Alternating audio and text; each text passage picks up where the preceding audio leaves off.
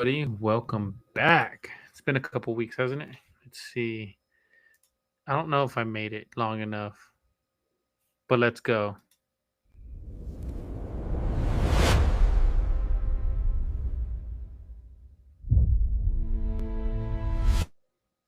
We're just gonna go with the standard intro. I'm still working on the one with music and everything because that was like a minute long, but that's just a little boom. There you are.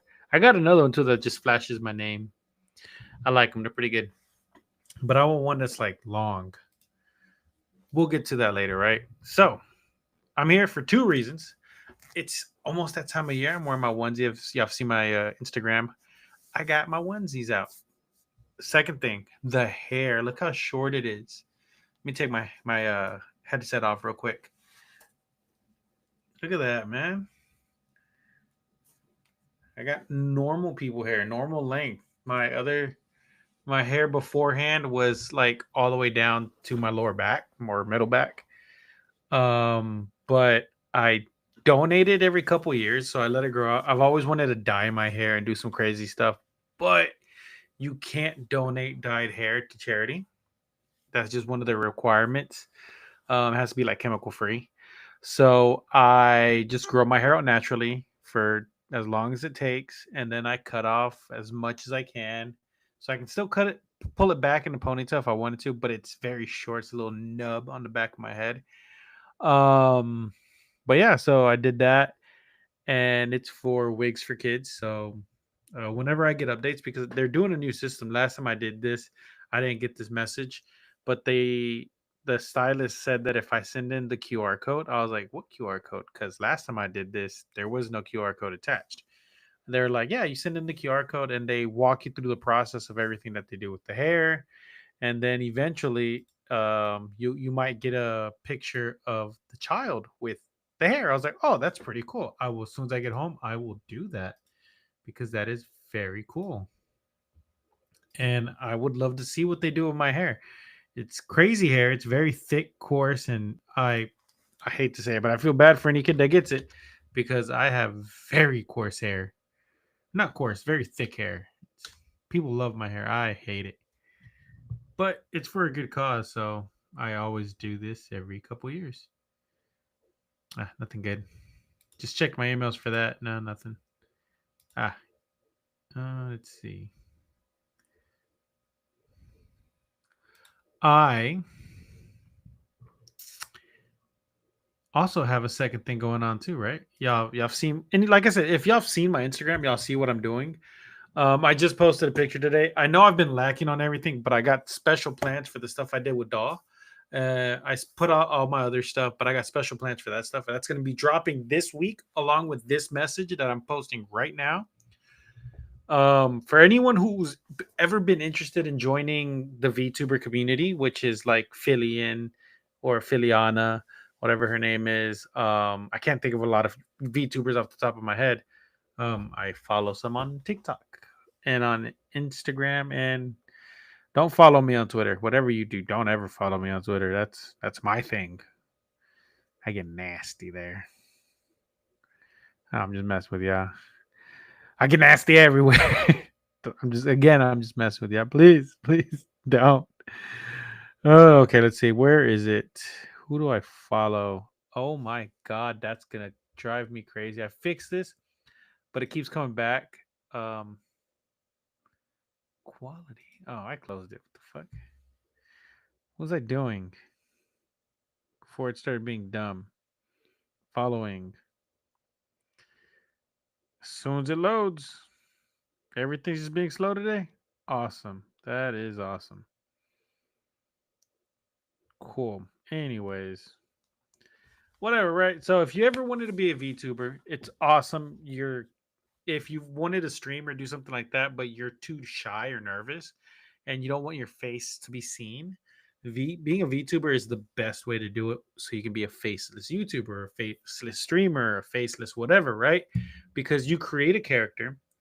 Um, you can create a character, and or Irium, I believe, has default characters that you can use also. I haven't checked in a while, but last time I checked, they do have default characters that I saw.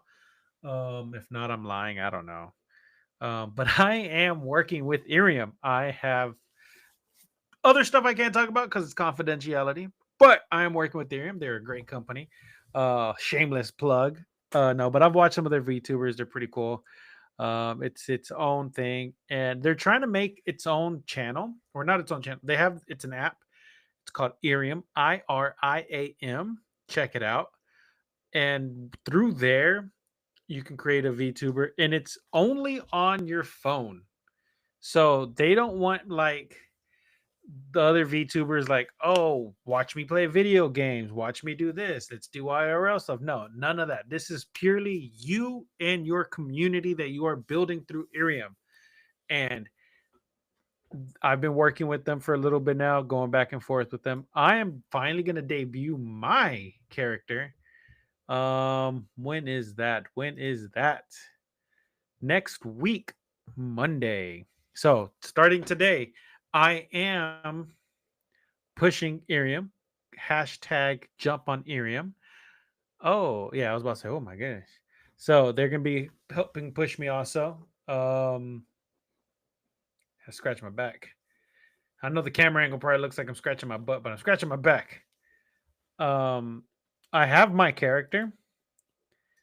And to create your character, you can design or create your own character. You need 4 images: one of your character with the eyes open, one of your character with your eyes and mouth open, one of your character with mouth open, eyes closed, one of your character, eyes closed, mouth closed.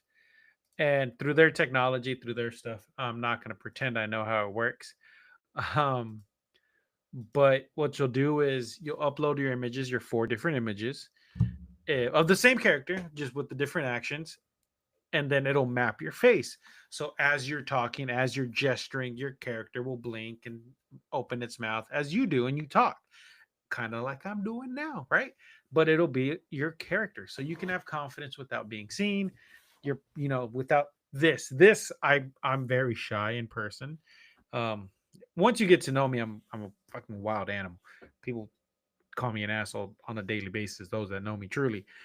But doing this, putting myself out there was a big deal for me because I'm very shy. I'm very nervous. I started off as a gamer. I did the whole streaming thing, like, oh, I'm a streamer now. I play video games, and I did that with my buddies for a while. I was decent. No, I was crap at the game, but I was decent. I did this for by myself at first, and then I joined with my buddies. By myself, I was very. I am playing a video game now. This is cool. I'm very devoid of all emotion, right? Like right now, I'm very animated because that's who I am. Because I'm talking to you about something I like, right? And I love video games, but I'm not that guy, right? So during the holiday season, because I'm all about Halloween. Look at my overcoat here. It's Mickey Mouse Halloween stuff, right? And I got this whole thing here, Dia de los Muertos and masks and hands with skeletons and Christmas. But I'm Halloween. I'm a horror guy, right? Just recently I got out of the Face of Halloween contest. Yeah, I didn't win, but whatever, right? Anyways, but it was for a good cause, for charity. If you haven't noticed, I do a lot of things for charity, trying to balance out the scales of good and evil with all the crazy shit I do. But anyways, like I was saying, I was a streamer for a very long time. I'm a very shy person. I didn't know about VTubing until recently. Or I've been on and off, but I didn't know the logistics behind it. And I'm very devoid of emotion when it comes to that kind of stuff, because when I play video games, I'm locked in, I'm focused. And since I'm a horror guy, not horror, a horror, I'm a horror guy. I'd play scary games like during the holiday seasons. Like, let's play Jason Friday the 13th. Let's play what was a big game that was out, like Resident Evil. My old PlayStation has the Hideo Kojima Silent Hills game, the one that he retired, not retired, but he quit working for that company, and he only came out with the teaser, Hills. Oh, I have it on there. It's still on there and it still runs, and it's a great game. But I don't get scared. I'm just like, and jump scare, and jump scare, and here comes the thing. And I'm not like all those other gamers who like, they throw their headset off, drop their controllers, alt F real fast, and everything ends dramatically, right? That's not me. I'm just like, cool. It made me flinch. And I'm not even and I wouldn't even talk to the camera. I wouldn't even like I'm engaging with y'all now. I wouldn't do any of that. I'd just be like, this is a cool game. I could play this more often. And then I'd end up beating the game and I'm like, I should have streamed that. But because when I play by myself, I'm just like, I have no emotion. But then I started streaming with my buddies and I started coming out of my shell a little bit more and I started becoming more of an asshole with them too. There was one time I played with them. We were playing Call of Duty and they started allowing where the enemy could revive you. And if you chose, you could join them. Oh, they fucked up when they did that because when I was playing with them, the first week that it came out, we were playing, right? And I joined the enemy team and I was like, I still have them on my map. Like, look, I will leave. They left me for dead because they saw y'all. Bring me back. I will lead you straight to them. So they bring me back and I recorded this. It's clipped. I have it on my YouTube. It's in private on my YouTube. I might let it go live for a little bit. Y'all can see what the asshole I am. And I followed them. I followed my buddies, and I was like, "There they are! Shoot them!" They hated me for that. They hated me for that one. That was fun though. I always did random shit like that. Oh, what was that? What's beeping? Who's beepering right in my face here? Oh, I live in a very active city. I live in Arlington, Texas, and it's a college town. And the stadiums down the street, and the Cowboy Stadium, the Texas Rangers, Texas Live, all this cool stuff, right? The cool things to do. But with coming in a big city and being in a college town and being in a entertainment district because we got Six Flags, Six Flags Hurricane Harbor. We have the stadiums. We have I think Choctaw has a stadium here too. We have all sorts of stuff, right? Uh, Problems arise, especially college kids, drunk, dumb college kids. It's Monday. If it's drunk is drunk, right? Just got a message through the ring notification. Did anyone hear gunshots? It sounded like 10 of them. Like, yeah, I looked at it. It's like 10 miles. It's like 8 miles out. I'm like, I ain't worried about that. I grew up in Texas my whole life. I've lived in sketchy neighborhoods. I woke up listening to gunshots, but like, okay, it's safe. That's it. I have no reaction. And I grew up with like friends and shit that went. Look, I'm not going to say all the illegal stuff that I did in Texas. I still live here, but yeah. So that's nothing for me. Anyways, back to the episode. As you can see, it's called Songs in Turkey. We're gonna be talking about ghostly songs of Mexico that summon the dead, right? And then we're gonna be talking about Thanksgiving because that is just around the corner. It's like it is this week when this episode airs. It would have been a couple days ago. Let's see, I debut on Thursdays, so Friday, Saturday, Sunday, Monday. As of today, it is past Thanksgiving. Let me put that out there, right? Because by the time this airs for you, it would have been Monday, the debut of my Irium career. So I hope y'all check it out. Check out Irium. This all started with Irium. Wow, I've been talking for how long now? 13 minutes and I have gone nothing to the episode, right? Let's change that right now. Okay. So time to get into I don't know why I did that. I just heard a deep breath, especially if you're in your car, you just heard it all around you. That's disturbing, right? Don't listen to me while you drive. I'm chaotic. Or maybe do. I don't care. Listen to me wherever you want. Do what do you. Anyways, let's get on with the episode before. I was gonna eat, but I don't eat on stream. I gotta remember that. Can't eat on stream because there are some people who are religious who don't eat after dark, who fast. And I am respectful of that. I don't know when that starts. Don't ask me. I just know that that is a thing between. Okay, I'm gonna get this wrong, so I'm not gonna clip this into small segments. But I believe the Jewish community and Muslims. I think. Look, I'm not. I know. I just know that after a certain time, people fast religiously. So it's past that time. It's guaranteed past that time because it is 12:20 in the morning and I'm not going to do that. I don't go to bed till like 1:30, 2 o'clock in the morning, and then I wake up in 4 hours and go to work. That is my routine. That is my life. I've survived on 4 hours of sleep for the past 9 years, and I will continue to do so. Anyways, back to the episode because I keep getting sidetracked because I am tired, actually. You'll notice that the more tired I get, the more sidetracked I get. That's just how I am. Anyways, let's get serious for a moment. Let's get to the episode. Ooh, I forget I have little buttons here that can do stuff. Hmm. I'm not going to mess with my settings now because I am live. What kind of psychopath messes with their settings live? Where's my chat? Where's my chat? Where's my chat? There's my chat. Public chat. Public chat. Okay. That's enough of that nonsense. I'm so sorry, y'all. Y'all have to deal with me. You're choosing to listen to me. So this is all on you, really. Whew. Okay. Oh, it wants me to play a sound? I'm not going to do it. Should I do it? No, I'm not going to do it. I'll add it in post, right? I'll add it in post. That sound you just heard, it's a recreation, a sound that once echoed across the battlefields and sacrificial temples of the Aztec Empire.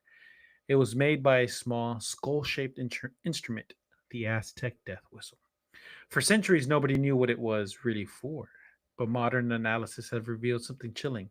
The whistle creates a sound that is unnervingly similar to a human scream. It was a sound designed to terrify, a sound tied directly to ritual, sacrifice, and the journey to the underworld. This ancient artifact is more than just a historical curiosity, it's a key. It unlocks a belief woven deep into the Mexican culture that music and sound aren't just for entertainment, they're a bridge between the living and the dead. All across Mexico, from the biggest cities to the tiniest villages, there are chilling legends of songs that can contact the afterlife.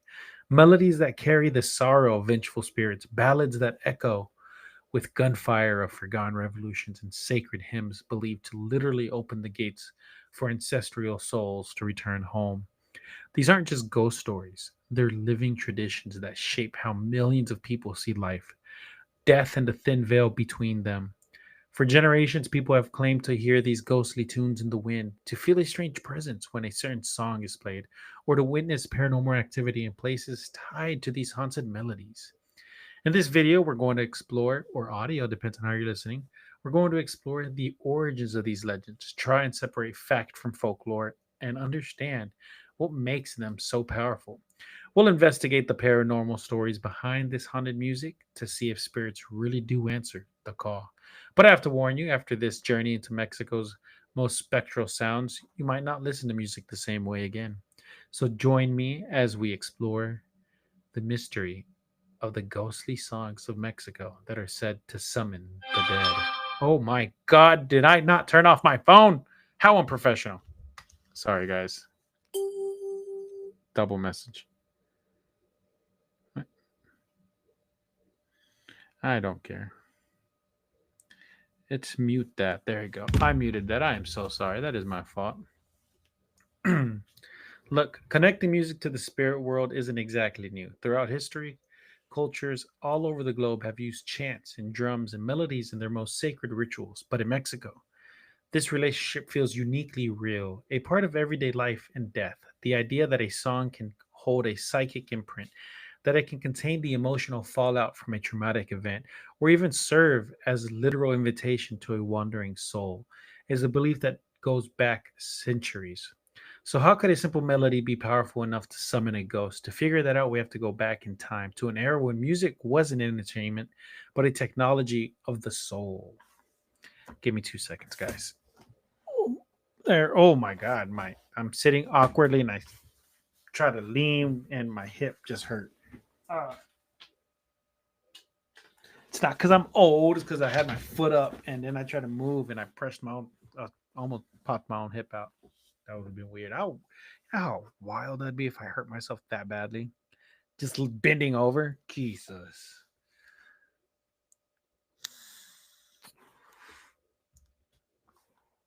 Long before the Spanish ever arrived, the civilizations of Mesoamerica had a deep and complex understanding of the cosmos. For the Aztecs, the universe was all about a delicate balance between life and death. Their capital, Tenochtitlan, was the center of a world filled with gods, spirits, and the constant presence of the afterlife. Death wasn't the end, it was a dangerous journey through the 9 levels of the underworld, Mictlan. And on this journey, sound played a crucial and terrifying role. The Aztec death whistle, or the oh my god. I always forget I add like the real things like Nahuatl to it. And I'm not good with other languages, but I'm going to try my hardest because I know how to say Tenochtitlan. That's Nahuatl, right? Let's try this. Eh, that meme. It's literally EAG. Fuck! Hold on. I can do this. Ehekachitli. Ehekachitli is probably the most gut punching example of this. Its name literally means wind of death. For years after they were rediscovered, archaeologists thought these little clay skulls were just toys or decorations. The one that really grabbed modern attention was unearthed in 1999, found in the hands of a sacrificed headless skeleton at the temple of Tlatelolco. At a temple. For 15 years, it sat silently in a collection. It was only when researchers blew into it, almost by accident, that its horrifying secret was revealed. The sound that came out wasn't a musical note, it was a shriek, a sound that mimics a human scream of pure terror. Just imagine hundreds, maybe thousands of these whistles blowing all at once on a battlefield. The psychological effect would have been devastating, a symphony of horror designed to shatter an enemy's will. But there's another theory, one with deeper ritualistic roots. The Aztecs believed that sacrifice maintained cosmic balance, and the souls of the sacrifice had to make a difficult journey. It's possible that the death whistle's shriek was meant to guide them, acting as a sonic guide by recreating the penetrating winds that were said to howl through one of the levels of the underworld. It was sound meant to transport you to connect everyone in the ritual to the terrifying dimension of Mictlan and prepare a soul for its final journey. And this wasn't a one off thing. Across ancient Mexico, music and spiritual life were one and the same. The Maya used turtle shells, flutes, and drums in their ceremonies. There were songs to honor gods, songs to ask for rain, and songs that acted as living history books. Instruments were often treated as sacred. This deep belief that music had a spiritual job, that it could talk to the gods and interact with the unseen world, didn't just disappear when these ancient civilizations fell. It was absorbed and transformed into the new culture of colonial Mexico. Even the Spanish missionaries saw how powerful music was and used it to teach their own traditions. But as they soon find out, some of the old sounds and the spirits tied to them refused to be silenced. Now there is a song, and I every time I talk about ghosts or anything in Mexico, I always talk about one thing, and I always come back to well, not one thing, but I always come back to three main spirits: El Silbón, Cadejos, and La Llorona. In all of Mexican folklore, there's probably no sound more famous or more feared than the cry of La Llorona, the weeping woman. Her legend is one of the most widespread and terrifying in Latin America. A story passed down for generations. The details can change, but the core story is always the same. She is the ghost of a woman betrayed by her lover, drowned her children in a river, and now she's cursed to wander the earth, searching for them forever along the water's edge, her heartbreaking wail piercing the night. Ay, mis hijos, which is translated to "Oh, my children." That "Oh, my children" just doesn't sound as terrifying as "Ay, mis hijos." And then you got "Oh, my children, get back here." I don't know why I went country, but that's what I went with. I'm sorry, this is a serious episode. Let's get back to it. The legend has ancient roots. Some historians trace it back to pre Hispanic goddesses. And I've talked about this before too. One 16th century missionary, Fray Bernardino de Sahuagin, wrote about an omen foretelling the fall of the Aztec Empire, a woman crying in the night for her children and their coming doom. Over time, this ancient tragic mother figure merged with colonial era tales of betrayal and murder to become La Llorona that we know today. But what makes her a subject for us, it's not just the story, but the sound. The cry of La Llorona isn't just a detail in her story. People report hearing it as a real paranormal event. Countless people claim to have personally heard her ghostly wail. It's so common, there are even rules to it. They say if her cry sounds far away, she's actually very close. If it sounds near, she's far off. Her cry is seen as an omen of death or disaster, a sound that freezes the blood. And then you have the song La Llorona. It is a totally separate thing, but it's impossible to untangle from the legend. It's a traditional folk song from Oaxaca, and its exact origin is a mystery. It also has no official lyrics. Instead, singers choose from hundreds of verses about love and pain to create their own version. One of the most famous verses, though, directly references the spirit world. I don't know what the flowers have, Llorona, the flowers of the holy ground, that when the wind moves them, Llorona, it seems that they are crying. This is where the line between folklore and paranormal encounter gets really blurry. Musicians and audience members have reported strange things happening when La Llorona is sung with real raw emotion. There are stories of sudden cold spots, shadowy figures seen at the edge of the stage, or disembodied whispers captured on recording. Some paranormal investigators even play the song in places with lots of sightings, like the Xochimilco canals in Mexico City, asking the spirits to appear. They've claimed to capture EVPs, electronic voice phenomenon, of a woman weeping in response. Is it a real communication with a tortured soul, or just the power of suggestion working on a deep seated cultural fear? It's impossible to prove, but the belief is strong. The song acts as an invocation. To sing of La Llorona's pain is to risk getting her attention. It turns a piece of music into a potential beacon for one of Mexico's most tragic ghosts. Its notes carry the eternal sorrow of the weeping woman herself. And that song, La Llorona, was also in the movie Coco, and it is an amazing song. And I just got an ad while I was reading. That's what that little puzzled superintendent tick tick tic, yeah, whatever. Cheap viewers on Streamboo, whatever. We don't pay for our viewers whether they show up or not because I don't hold regular traditional hours like I'm supposed to. I'm really bad about that. I'm sorry. It's midnight and I'm streaming, right? I used to stream like very specific hours, and then I just don't. I just do it when I get a chance, because now I just do it because I have the podcast and I stream because, like, hey, come listen to my stories live or catch the episodes on YouTube, Instagram, TikTok, Spotify, Amazon Music, wherever you get your podcasts at. Shameless plug is Spooky Mysteries with Joe Rios. Um, yeah, in real life, people know my real name, and Joe Rios is not that far off from my real name. Also have a hidden Instagram account, which doesn't have much. And then I also have a faceless Instagram account, which doesn't have much. And then I have my regular Instagram account, which has a lot, because I focus mainly on that because it's for the podcast. And I have a friend out there named Ari who has her own podcast. And I said I would link her stuff as soon as she posted. And she has, and I'm gonna start linking her stuff because she's an amazing person and has great stories. And I'm pulling it up right now because I don't know how to prioritize my own time because we're on section 3. Hold on, we're gonna get back to this. Let me clip that so I can cut that out later.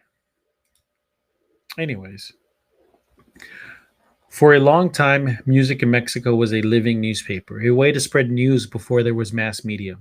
The best example of this is Los Corridos, a story ballad that became famous during the Mexican Revolution in the 20th century.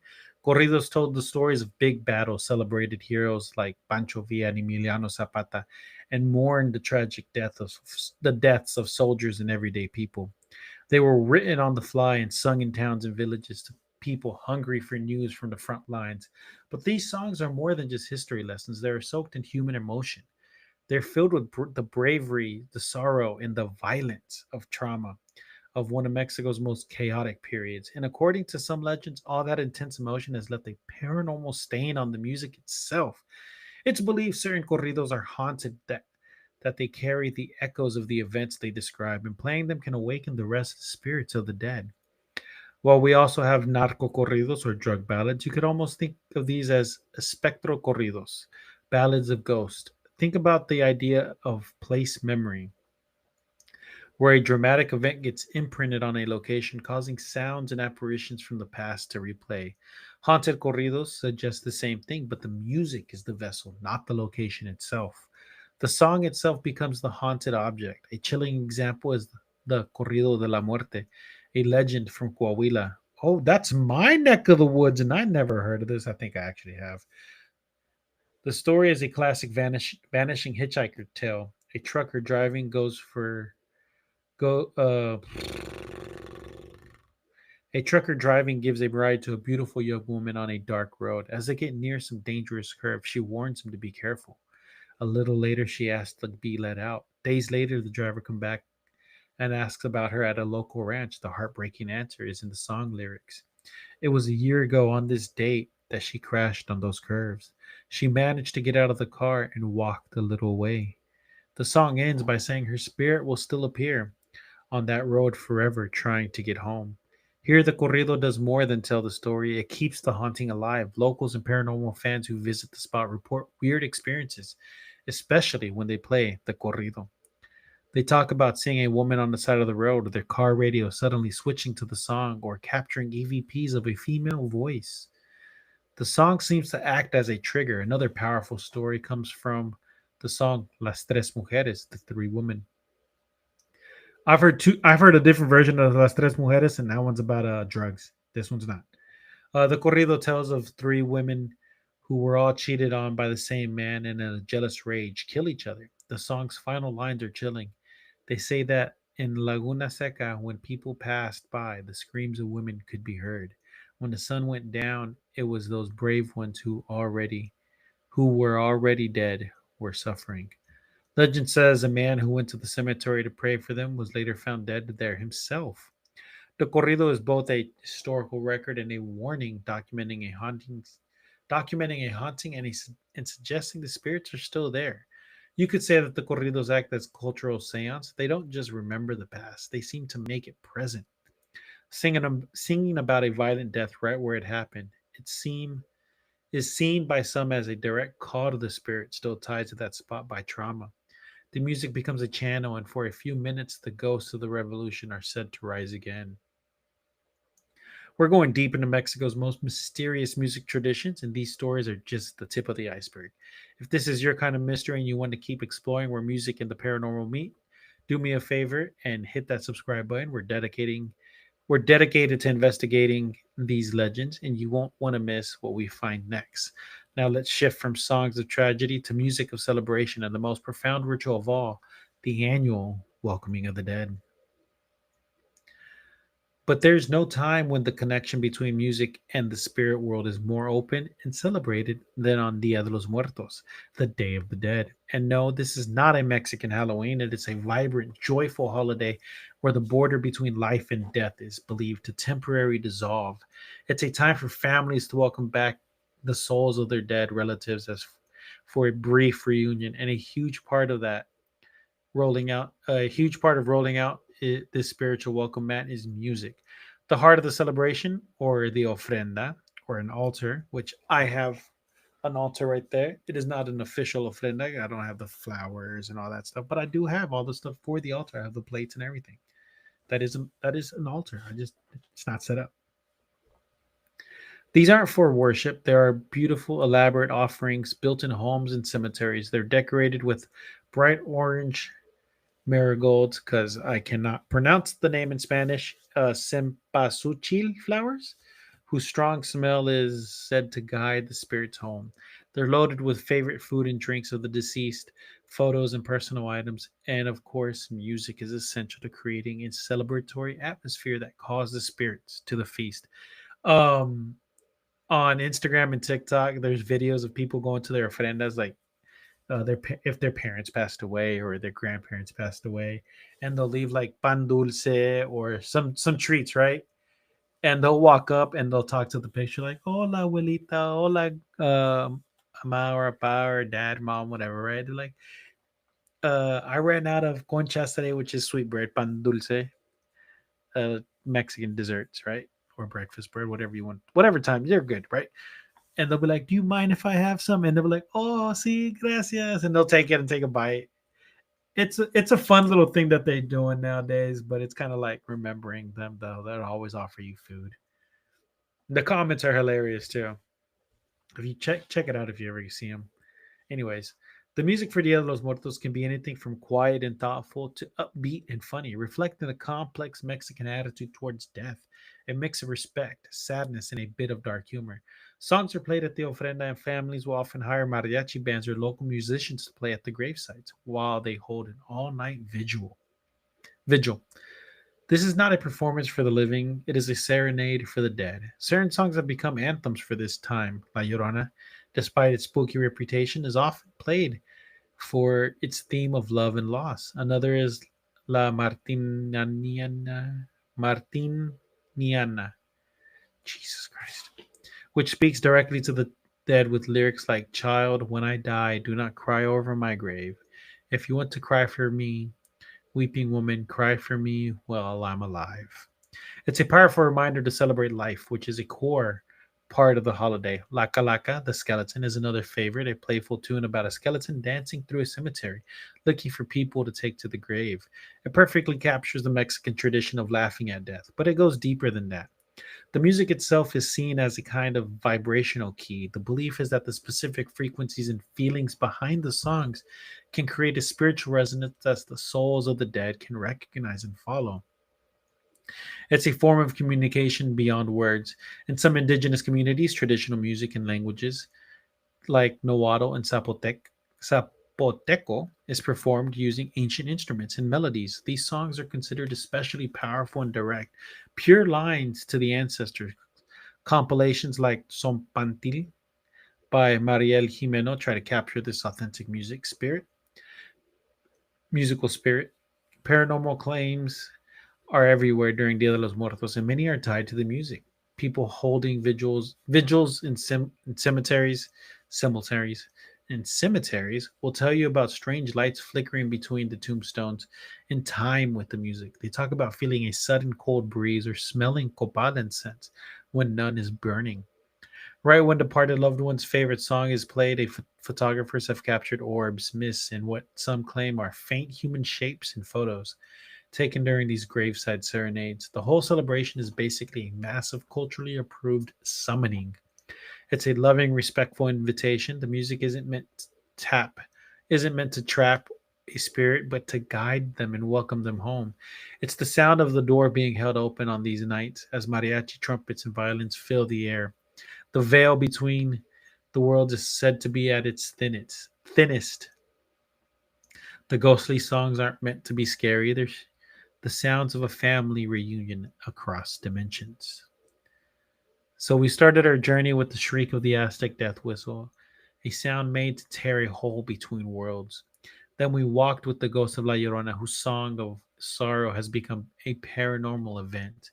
We listened to the corridos of the revolution, ballads that are said to hold the psychic trauma of the past. And finally, we sat vigil in a cemetery on Dia de los Muertos, where music becomes a sacred invitation to bring the dead home for a night. So back to the big questions. Can songs really summon a ghost? Science would probably point to a logical explanations. Our brains hearing patterns and random noises, the power of suggestion, or misinterpreting sounds in an emotional setting. And there's definitely a lot of truth to that, and yet the belief remains powerful and unshaken, passed down through generations. It's in the chill that runs down your spine when you hear a strange cry in the night. It's in the hushed stories told around a candle. It's in the tears that fall when a song brings back the memories of a loved one so clearly it feels like they're standing next to you. Music has a unique power to tap into our deepest emotions and connect us to the past like nothing else. So maybe these songs aren't summoning ghosts from some other realm. Maybe the real power is summoning something from deep inside of us. They awaken the echoes of our ancestors, the memories of our loved ones, and the profound universal human mystery of what comes after the final silence. Whether a ghost answers the call or not, one thing is certain: in Mexico, the music of the dead is very much alive.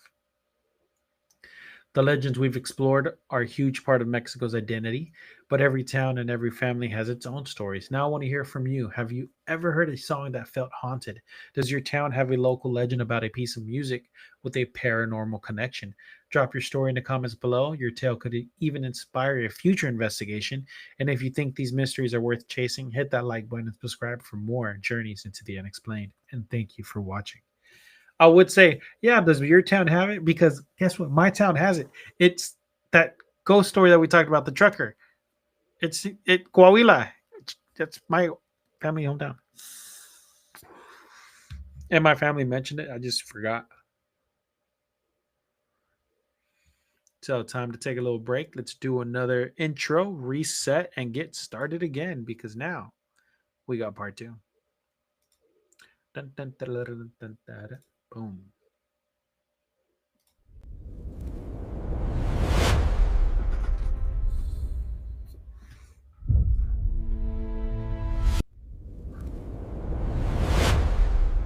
It's on a loop. It's on a loop. Hold on.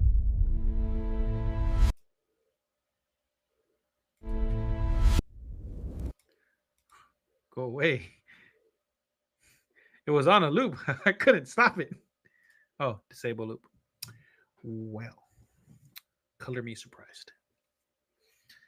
Welcome back, everybody. This is wow. That was a great episode, right? That was like last week, right? Or that's a great episode coming up next week because I'm gonna cut that part out and send it to the forward into the future.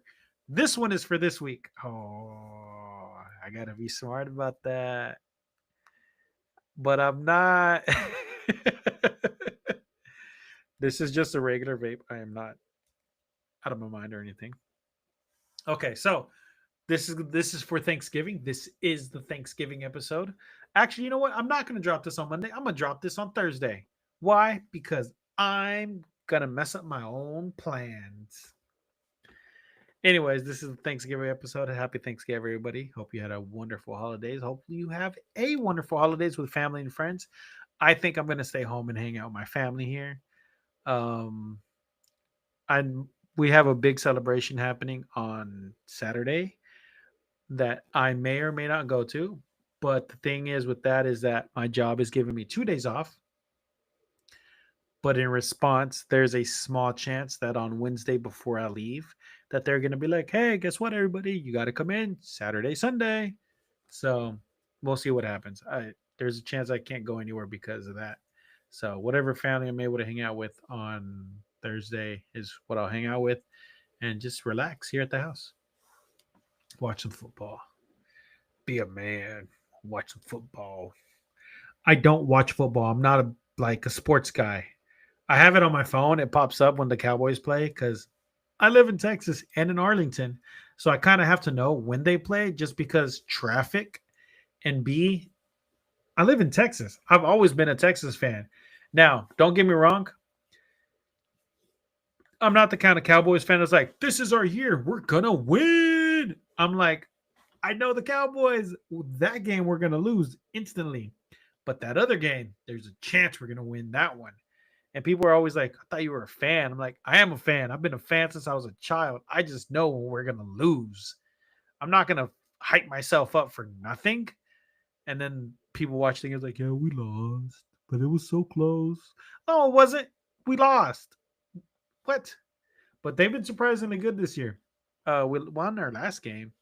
I watched it. It stayed tied for a very long time. And then we won. Who won? Let me pull it up. We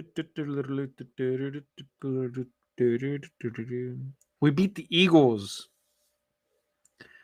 24-21. We beat the Raiders 33-16. And then Thanksgiving, we face off the Chiefs. Guess what? We're gonna lose. I'm sorry, because the Chiefs are 6-5. We're 5-1. Yeah. Cowboys are the underdogs for the Thanksgiving versus the Chiefs. Of course. Win probability 62% the Chiefs, 38% the Cowboys. Wow. The internet doesn't think we'll win. Okay, you know what? Let's put it to the test. Let's put it to the test. Hey, Gemini, Oh, no, you don't work like that? I thought you did. Let's ask Gemini here.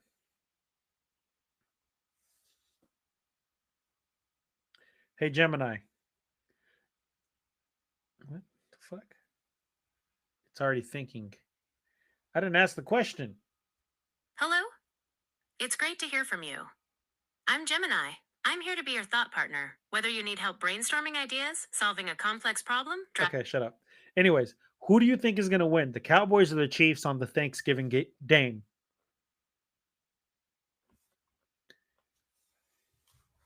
It's thinking.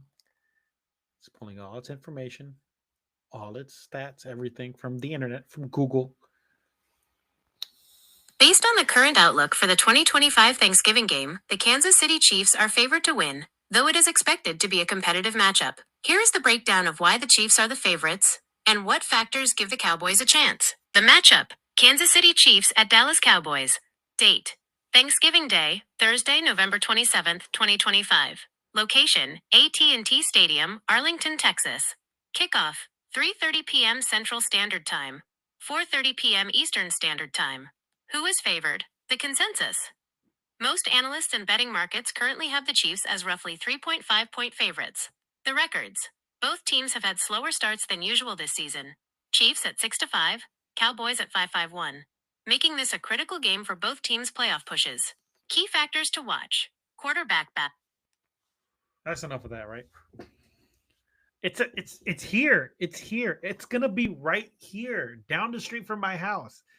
Like, I can't pull back my curtain and be like, "There's the stadium," but I pull back the curtain, and then we go up a block, make a right, and it's right over there because it's over there. It's not over here. But like, the stadium is literally. I go down the street, like where I live. I make a right, and then I make a left, and I go and hit the main street. And you hit the main street, you make that right when I hit that main street, right? And it's right there. I'm literally 5 minutes away from the stadium. How far am I from the stadium? I always say I'm 5 minutes away, but am I 5 minutes away?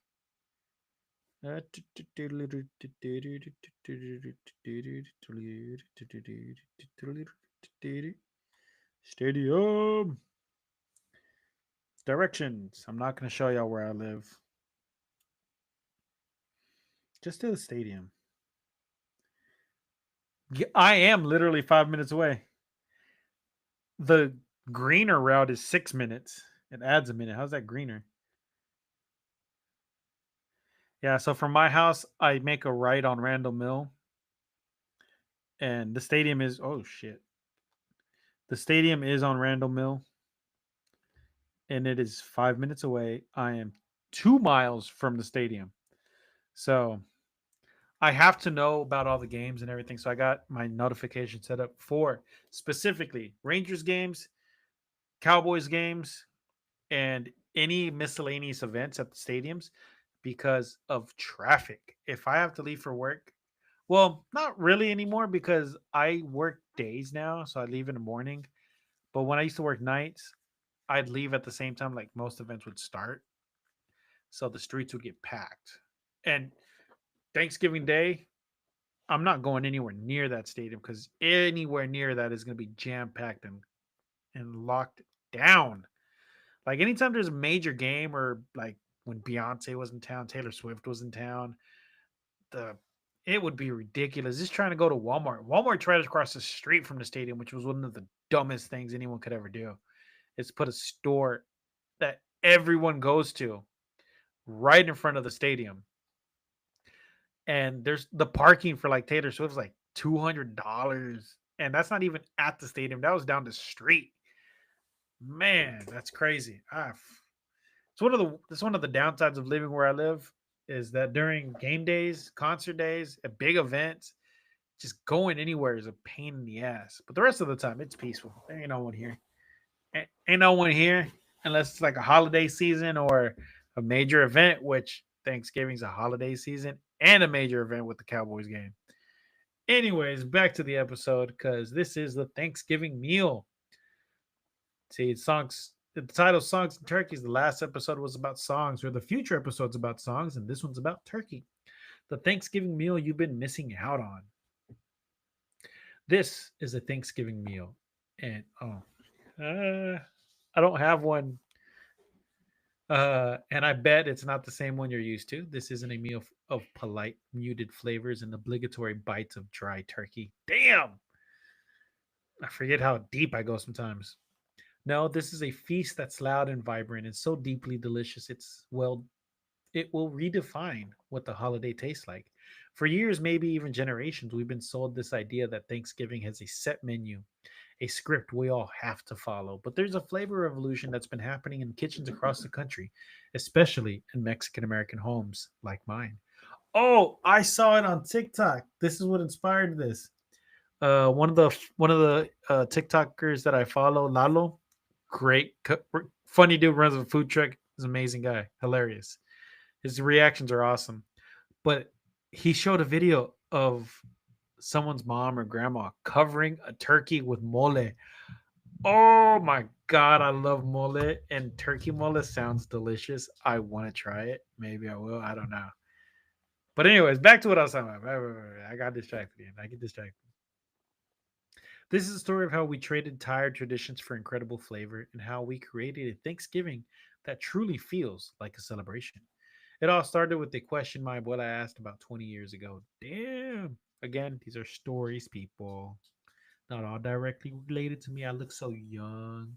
20 years ago, how old would I have been 20 years ago? 17, 18. The hell is that? Hold on. Hello?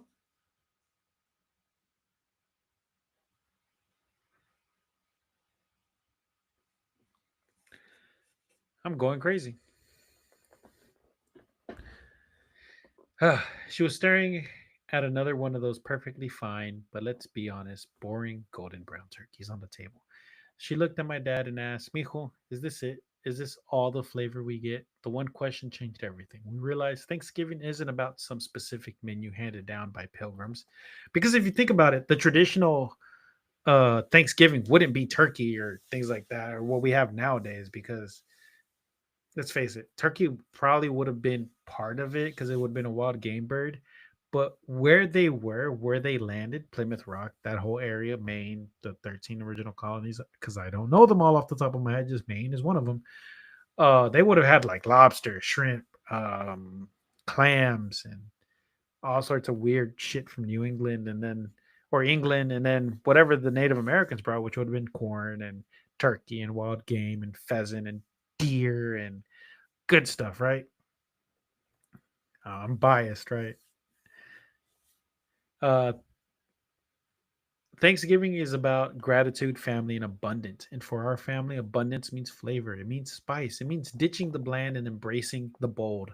So we did. We took the spirit of Thanksgiving and remade it in our own image with our own ingredients passed down through our own family. And I promise you, once you taste this, you'll never go back. Gotta scratch my nose. The heart of the feast. The star of our show is still a turkey, but forget everything you know about Thanksgiving turkey. This is pavo adobado. Ah, it's adobo. It's a turkey that's been completely transformed, marinated in a rich, complex adobo sauce that soaks into every last part of the bird, guaranteeing that not a single bite is dry or flavorless. It all comes down to the adobo itself. The heart of the sauce starts with a blend of dried chilies. We use earthy guajillo chilies for a deep smoky flavor and toss in a couple of morito or chipotle chilies to give it a subtle smoldering heat. We wake them up in hot water until they're soft and pliable, and pretty soon the whole kitchen starts to smell like home.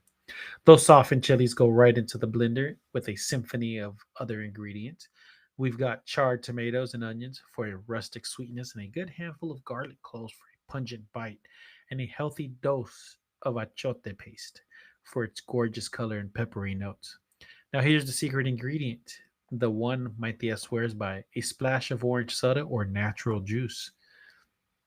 I know it sounds crazy, but the sweetness and citrus cut through the richness of the chilies and help create this incredible glaze as the turkey roast. We blend it all together until it's a smooth, fragrant, deep red paste. This is pure magic. We lovingly coat the entire turkey with this adobo under the skin. Inside the cavity, all over the legs and wings, we let it marinate overnight, just so those flavors can really penetrate the meat. The next day, it's roasted low and slow. As it cooks, the adobo forms this stunning, almost lacquered crust on the outside, while the inside becomes impossibly juicy and infused with flavor.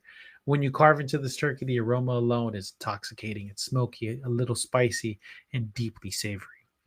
I'm getting hungry just thinking about it. This isn't just a twist on turkey, it's the turkey's final, most glorious transformation from a house of Mexicans. Because then you got like the turducken and stuff like that, right? We got all sorts of great stuff. All right, let's talk about the dish that is usually an afterthought at most tables, the stuffing. In our house, it's a co-star. Forget that soggy one note bread mush. We replaced it with chorizo and jalapeno cornbread stuffing. That's so packed with flavor. People literally fight over the crispy edges. It all starts with cornbread and not that sweet cakey kind. We make a savory one studded with bits of jalapeno and sharp cheddar. We bake it a day or two ahead, letting it get a little stale is the key to any great stuffing. Yeah, you got to have stale bread. You can't just have bread. It has to be like, that's why they use croutons and shit like that, like dry bread. It has to be stale, like 2 or 3 days old. Not moldy. I'm talking about just stale. If you give me moldy bread, I'm slapping you. It means it can soak up all the deliciousness without turning to mush. Now, for the good part, into a hot skillet goes about a pound of fresh Mexican chorizo. We let it render down and get nice and crispy, releasing all of its paprika spiced fatty goodness. The flavorful oil, it's liquid gold. We don't drain it. Instead, we use it to saute our veggies, diced onion, celeries, and maybe a little red bell pepper for sweetness.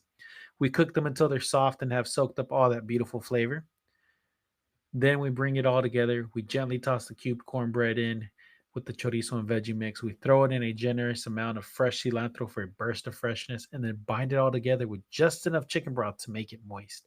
Not swimming, just a little moist. The whole thing goes into a baking dish and is baked until golden brown on top, making the entire house smell like heaven. You get the savory, spicy bite from the chorizo, the subtle kick from the jalapeno cornbread, and the bright pop of cilantro. It is without a doubt a dish that can stand all on its own. And it is. I've made some of stuff like that, and oh, it's delicious. Um, if you want something delicious, just something just insanely delicious, get some chorizo, fry it up, right? Get it nice and crispy and golden brown, and then just dump cheese in it. Now, I'm not talking about like just cheese. I'm talking about like Mexican cheese. Just dump some creamy Mexican cheese on there. It's gonna turn to ooey gooiness, and you just got just get your tortilla and just dip it on. Just like, oh, this is delicious. I think I want some, but it's midnight. I can't have any, or it's 1 o'clock in the morning. Sorry about that. I'm fat. I'm getting hungry. Actually, I've lost a lot of weight, but I still call myself fat because I'm thick. Forget I said that, okay? No Mexican American feast is complete without corn. But we're not just talking about boiled on the cob corn. That stuff is boring, but I do love me a good corn on the cob, though. We turned it into a creamy, tangy, and utterly addictive side dish we call esquite casserole. It's basically Mexican street corn, but in the form that's ready for a party. This dish brings out the vibrant energy of a street food festival right to the Thanksgiving table. We start with a ton of corn. Fresh off the cob is great, but good quality frozen works just as well or in a can. The key is to get a nice char on it in a hot skillet, which brings out its natural sweetness and adds a smoky depth. While the corn cools down a bit, we whip up the creamy dressing that makes this dish so famous.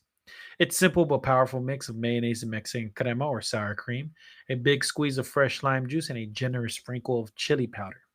We fold the charred corn into that creamy dressing, then add it to the other essentials crumbled cotija cheese, which is salty and sharp, and finally chopped cilantro.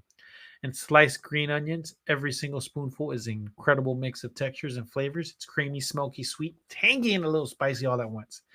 The whole thing gets transferred to a casserole dish and baked until it's hot and bubbly. It's the perfect vibrant counterpoint to the rich pavo adobado and the savory stuff and the savory stuffing. It's the side dish that people will be talking about long after the plates are cleared. And here it is, the final feast, our Thanksgiving. The pavo adobado sits at the center, glistening with its deep red adobo glaze. Next to it, there's the golden brown chorizo cornbread stuffing flecked with green cilantro. You'll see the creamy cheese esquite casserole and probably some some frijoles charros, a fresh avocado jicama salad, and always a spread of salsas and pickled onions to customize every single bite. The table is loud, not just with conversation and laughter, but with color and flavor. Nothing is beige, nothing is bland. This is what abundance looks like to us. And as we sit around this table, we continue the one tradition that matters most. We go around from oldest to youngest and we share what we are grateful for. Gratitude is a core value in Mexican culture, and on this day, it feels especially powerful. We give thanks for our family and friends and our health, and for the freedom to create traditions that we feel authentic to who we are. We honor our heritage not by sticking to rigid set rules, but by infusing our lives and our food with the joy, love, and vibrancy of our culture. This meal is more than just a collection of recipes. It's our story on a plate. It's a testament to the idea that traditions aren't meant to be relics frozen in time.